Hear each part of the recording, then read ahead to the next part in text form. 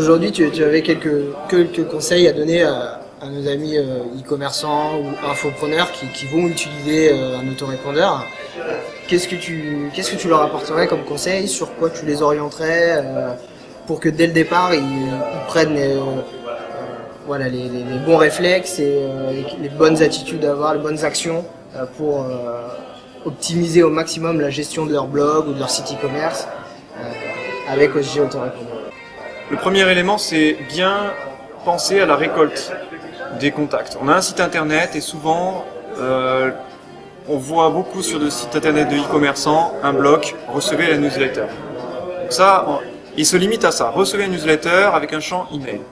Ça, c'est quelque chose qui n'est pas vraiment très efficace et c'est pas ça qui va inciter un grand nombre de visiteurs à inscrire leur adresse email pour finalement continuer à être mis en contact avec le vendeur. Une fois qu'on a optimisé ça, il y a donc comment on va engager la relation.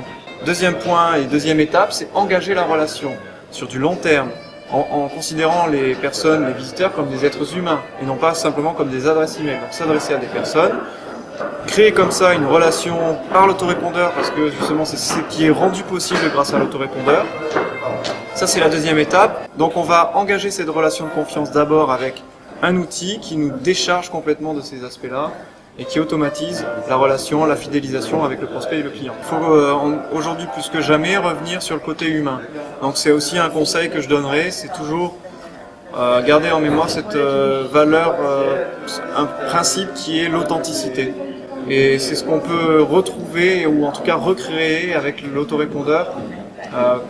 Voilà, par rapport à cette relation qu'on peut réengager de manière personnalisée. Non pas seulement avec « Bonjour Rodolphe »,« Bonjour Yannick, ton collègue » ou « Bonjour un autre prénom ». Donc pas seulement sur les données qu'on a du prospect, mais sur aussi les actions qu'il fait.